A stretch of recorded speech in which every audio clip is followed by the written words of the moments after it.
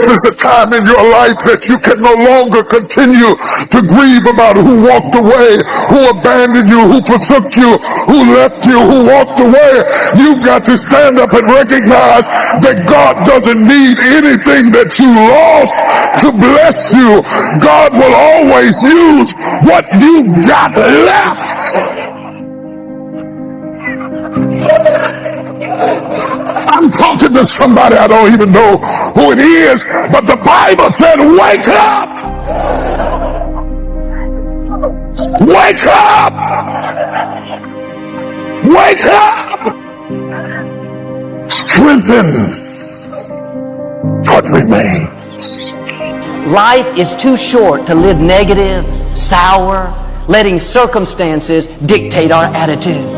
Every morning you need to make the decision, this is another day the Lord has made. At some point we have to look in the mirror and say, maybe I'm the one that needs to change. Maybe I've developed a habit of seeing what's wrong rather than what's right. Maybe I've trained myself to be negative, disrespectful, hard to get along with. That's why it's so important every morning to put on this fresh, new attitude. I'm excited about this day. I don't have to go to work. I get to go to work. I'm grateful for this job. I'm not focusing on what's wrong. Lord, I want to thank you for what's right in my life. You know what you're doing? You're cleaning your windows. What is it that prevents people from doing the things they already want to do in life? The most basic answer, I'm sorry it's so simple, but it's true, it's fear. You know, people make it this complex process. This woman was telling me, I don't understand why I don't do this, why I feel this way. I said, it's called fear. Everybody's afraid we're not enough. Everybody's afraid we're not rich enough, smart enough, young enough, quick enough, fast enough. It's human nature. But the secret is to do it anyway. I know that sounds so simplistic. My work when I'm working with somebody is showing them how to condition themselves, like building a muscle, so that you take action first, automatically. Because if you don't do that, it's hard. You lose momentum. It's like, how do I get started? Where do I go? And I tell people, throw a rock, wherever it drops, start there. The next person walks by, I go, you're the first person after the rock. Do anything to start the process of moving forward rather than let fear stop you. To say that where your focus goes, energy flows. Yes. Because it just takes you in that right place. Then the intent part sneaks in there. Is the intent because you've got to pick what you want to do, or just do something and you'll figure it out as you go? You need to be clear what it is you really want. I always tell people, know not only what you want, but why you want it. I know this is simplistic, but most people just don't do the blocking and tackling of their life. The one we were talking to earlier, a great lady, and you could just see she wants to have a new business, but she never sat down to even put a plan together and says, why aren't I taking action? Well, when you're not sure what you're going to do, you're going to hesitate. And hesitation kills momentum. And momentum is what makes a sports team win. It's what makes an athlete, a business person win. When you get momentum, it's like it takes enormous energy to get a rocket out of our gravitational pull of the earth. But out of the solar system is easy. Once it has momentum, it takes less fuel, less energy. Starting a relationship, starting a business, changing your body, it takes so much in the beginning. But once you get going, it's actually really easy. Common question I've been asked by the media my entire life that always makes me laugh is, well, don't you have bad days? Don't you have days when you're like frustrated and excited and pissed off and you watch TV and you eat Cheetos and watch pornography? And I said, well, I do some of those things, right? And of course I do, but it's like an athlete. I built muscle over the years so that it's not that I don't have feelings, that I don't get hurt, I don't feel sad, I don't feel tired, I feel all those things. But they're not the dominant force in my life. It's a muscle. The mind is a muscle. Emotion is a muscle. I think the most powerful muscles are the invisible force muscles. It's your spiritual, emotional muscles. Like courage unused doesn't grow, it shrinks. So I put my ass on the line regularly so that it grows, and when it keeps growing, then pretty soon the stuff that used to make me crazy, it doesn't touch me. It's not that I'm so great, just I'm well trained. I've trained this mind. I get up every morning in my life, you talk about rebounder, more crazy shit I do is every morning in my life, if I'm near any of my homes, and some places I have cryotherapy, but my homes I have these cold plunges, and they're 56 degrees, and the first thing I do is jump in that cold plunge. So there's not a morning where I want to jump in that. I can't remember mornings like, I can't wait to jump in that thing. But I don't negotiate with myself. I do it for two reasons. One, there's a physical health component. It moves your lymph system, and the blood flushes through your whole body. But the main reason I do it, even more than that, is when I go up there, I don't, people negotiate, well, maybe we'll do it tomorrow, I'm going to do this, or let me wait 2 more minutes till I'm ready. There's none of that with me. For decades, I go, I say, we do. I'm not here to discuss this with my mind. There's mind, and then there's soul and spirit. And soul and spirit, my soul knows. And when I say jump, you jump. I'm not here to have a discussion with you. Some people never will have much. They're too cautious. Now, you can also be too reckless, but you can also be too cautious. This is called the timid approach to life. And my caution was always the risk. Risk used to drive me right up the wall. I used to say, what if this happens? It's called the language of the poor. What if this happens? And on top of that, if this was to happen, look at the fix I'd be in. I better not try.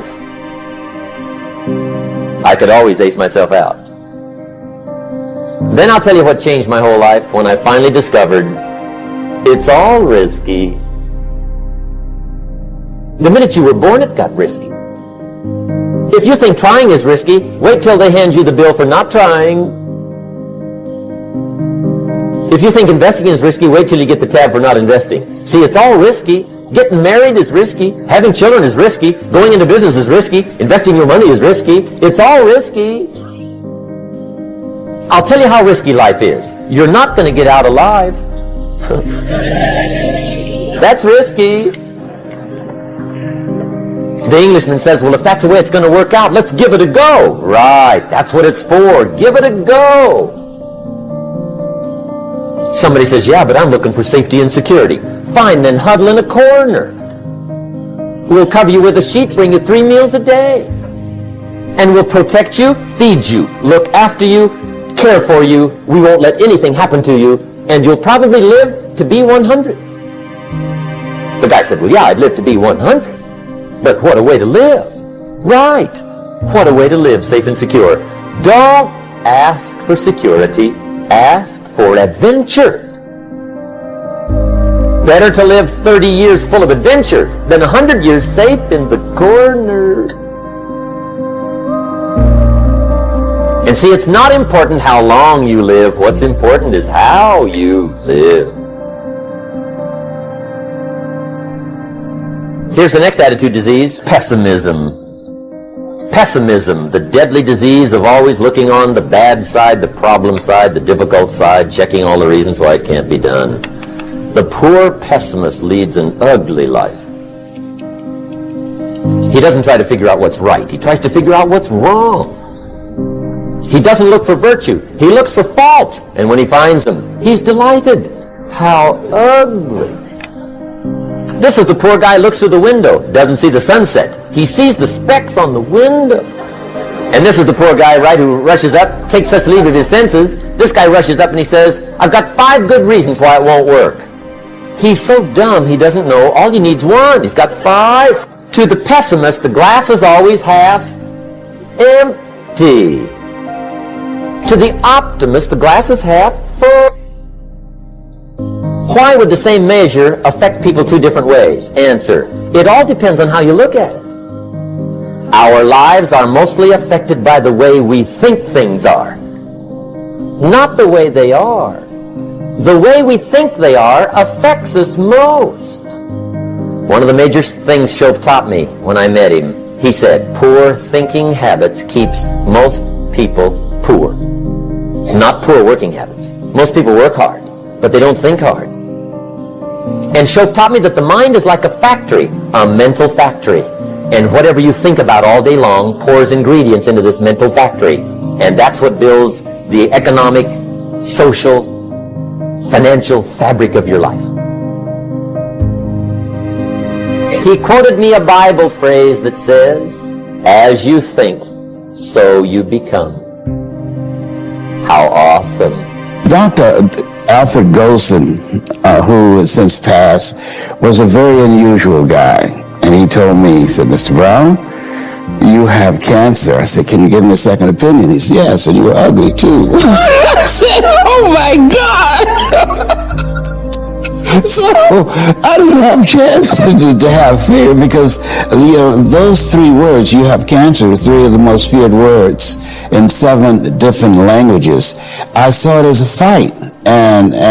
And from that time to this time, you know, my PSA was 2,400, and that's central prostate specific antigen, and now it's below 0 and metastasized to 7 areas of my body, which was a good thing because 7 is my lucky number. Okay, so I never was fearful that I was going to die from it, and I think I read something by Dr. Norman Cousins. He wrote a book called The Biology of Hope. And he talked about the fact that when something happens to you, you don't deny it, you defy it. And I was defiant that I'm going to beat this, I'm going to handle this. That there are people who many times when something happens to them, that they embrace it from a place of fear and it takes them out. And L.C. Robinson said things may happen to you and things may happen around you, but the most important things are the things that happen in you. And you have to stand up inside yourself and deal with it and handle it.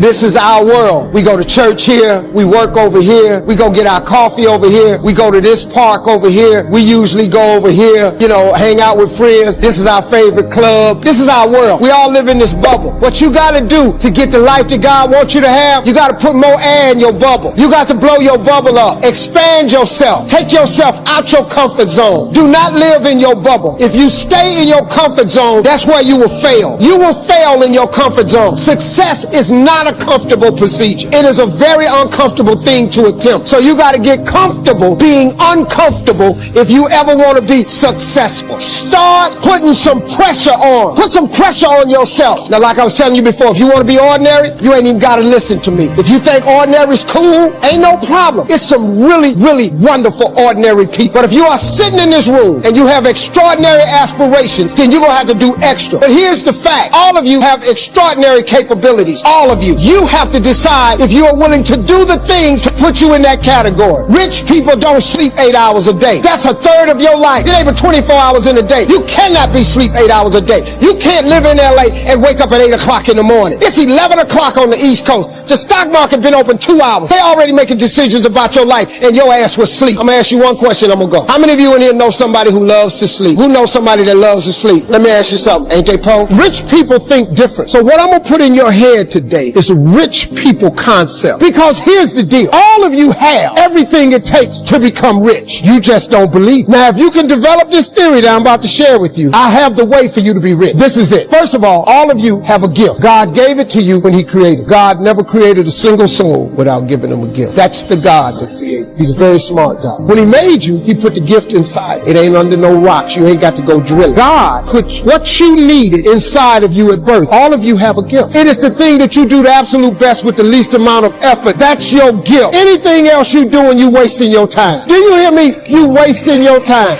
If when the alarm clock goes off in the morning and it makes you sick every morning that alarm go off, it's because you ain't doing your gift. You're going against what God created you to be. Do most of you know what your gift is? Who in here doesn't know their gift yet? Okay, let me tell you what you do. Go home today. Don't talk to nobody. Sit down and have one conversation with yourself. What is the thing that I do the absolute best with the least amount of effort? This ain't gonna take you long. You old enough, you grown. Write it down. I don't care if it's networking. I don't care if it's babysitting. I don't care if it's doing color. I don't care if it's painting. Whatever it is, it's what you do. Sing it. Whatever you do the best, write it down. That's your gift. That's it. You ain't got to go asking a bunch of people. They've been telling you your whole life. You ever had people call you with their problem? They always call you with your problem because you gifted at it. But you didn't know how to identify it. If you identify your gift. Now, let me ask you this question. This thing that you're gifted at, if you did it for somebody, do you think somebody would pay you $10 for your gift? Just $10. Could you babysit for $10? Could you cut somebody's hair for $10? Could you cut their grass for $10? Could you make them a chicken dinner for $10? Could you do something for $10? Everybody. Don't you have something somebody will give you $10 for? Okay, now, once you have something that somebody's willing to pay you $10 for, this is how this works. It's called the multiples of 10. See, you don't have to figure out how to be a millionaire. You just got to figure out the thing that makes you $10. So now here we go. You do it and you make $10. As soon as they pay you the 10, go do it 10 more times. Whatever it was. Watch some more kids. 10 more times. Get another 10. You got $100. When you get $100, whatever you did to make that $100, listen to me. Do it 10 more times. You ain't got to get tricky with it. Just do it 10 more times. You'd have made $1,000. Whatever you did to make the $1,000, don't get smart. Stay stupid now. Do it 10 more times. You have now made $10,000. Hold up. Now we finna grow a little bit, but guess what you got to do to grow? You just got to do some more. Whatever you made $10,000 doing, I need you to do it 10 more times. What you tripping for? If you do it 10 more times, you got got $100,000. Now, you might have to hire some people to make this happen. You got to figure that part out. But all you got to do is do what you did for $10. Once you make $100,000, if you just do it 10 more times. Negative thinking is a major problem because you got to get control of this. You actually can control what this does. No one else is in charge. If the devil is in charge, it's because you gave him permission. You allowed him in. If God is operating up there, it's because you gave him permission. It's not a magic trick, man. If you want to be successful, you have to get control of this. You can eradicate negative thinking from your life. Now, it's not going to say you're not going to ever have a negative thought. That's not human. I have them, but I don't have them nowhere near as frequent as I used to because I learned what they are, how they work. I get rid of them. I don't have time for you. I'm on a positive track. I got things I'm trying to accomplish. I'm trying to be successful and I'm trying to be happy.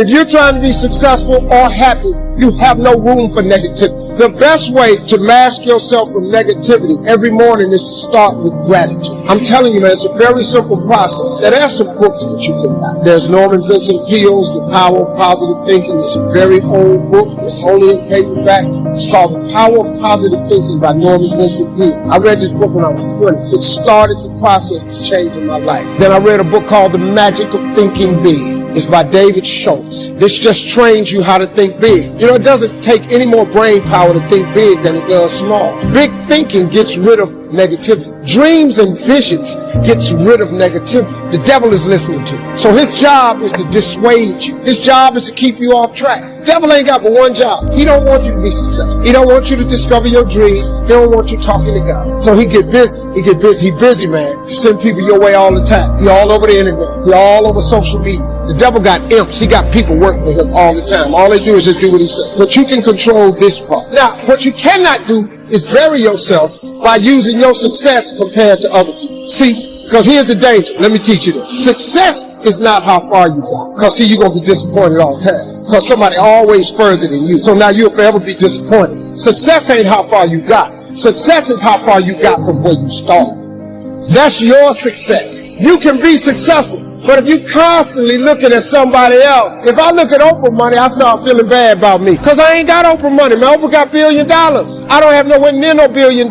But you mean to tell me that I ain't smart enough to go, Steve, you used to stutter. You couldn't talk outside your house. Steve, you flunked out of school. Steve, you don't have a degree. Steve, you lost everything twice. Steve, you've been homeless and you lived in a car. See, I did all that. Oprah ain't done none of that. So my success ain't from where I am. It's from where I started. So guess what? I'm a successful person. Are there some things from your service that you can't shake? So for example, you still wake up at 4:30 in the morning to go work out. Why would you not wake up at 4:30? Well, what does this bring to you? Waking up early, you just get a jump on the day. The reason I wake up at 4:30 in the morning is no one else is awake yet. So that gives me the opportunity to do things that I need to get done kind of selfishly for myself. And the big one in that category is working out. And it doesn't feel good at 4:30 when you get up, but by the time 7 o'clock rolls around and you've already worked out, you've already gotten some work done, and you've got some time to say goodbye to your kids before they go to school, it's infinitely better than sleeping in until 6:45 and you get out of bed and now you missed your kids going to school or whatever. You're not prepared for the day. It's awful. So if someone, maybe they don't have time to work out, or they just need something that could be like a quick fix, is there something that you recommend? Oh yeah. Workouts don't have to take a long time. Workouts can be very quick. Matter of fact, go do 2 minutes of burpees. As many burpees as you can in 2 minutes or 4 minutes or 6 minutes. Go and sprint. Go and do anything very intensely for a short period of time and you'll get great benefit out of it. Something I'm sure you hear a lot is 4:30, like this either just can't fit into my schedule, or if I'm going to be realistic, I'm probably not going to wake up at 4:30. What do you tell people?